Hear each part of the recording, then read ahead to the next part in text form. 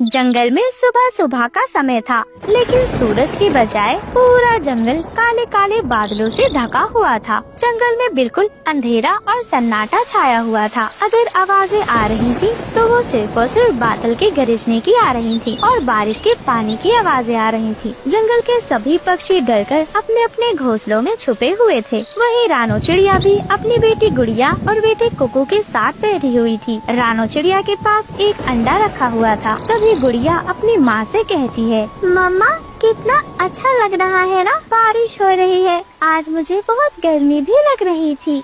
हाँ माँ, बारिश हो रही है। अगर आप इजाज़त दें तो क्या हम बाहर जाकर पत्तों पर फिसल फिसल कर खेल लें? नहीं गुड़िया बेटी, कुकू बेटे, बिल्कुल भी बारिश में बाहर नहीं जाना। बारिश बहुत ज्यादा खतरनाक होती है। एक तो वैसे ही बारिश अपनी चरम पर है। अगर आपको कुछ हो गया तो मैं क्या करूँगी? ओहो मम्मा, अगर हमें कुछ हो गया तो आपके पास ये अंडा है ना, इसमें से हमारे जैसा एक और बच्चा आ जाएगा, है ना कुकू भैया? इतना सुनकर रानो चिड़िया की आंखों में आंसू आ जाते हैं। गुड़िया भी चुप हो जाती है। वह अपनी माँ से कुछ नहीं कहती। तभी कुकू अपनी माँ से सवाल करता है, माँ आखिर बात क्या है? आप हमें कभी भी बारिश में बाहर नहीं जाने देती हैं। आखिर ऐसा क्या हो गया था जो आप हमें कभी बारिश में बाहर नहीं जाने देती? रानो चिड़िया बताना तो नहीं चाहती थी, लेकिन फिर भी वह अपने बच्चों की इस जिद के कारण उन्हें बता देती है।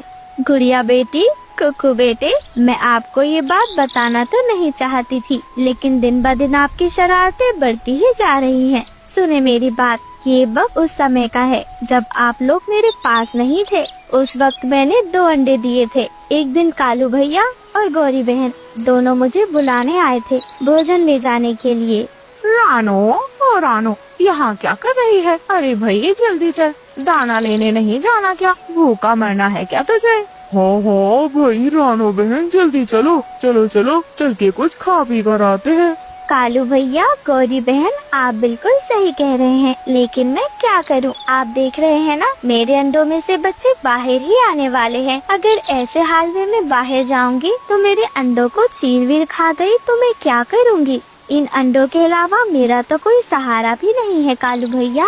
अच्छा ठीक है, मैं भी अंडे देने वाली हूँ। मेरा भी मन नहीं कर रहा बाहर जाने का। कालू जी, बाहर बारिश का भी मौसम हो रहा है। एक काम करें, आप ही जाकर दाना ले आए कालू जी।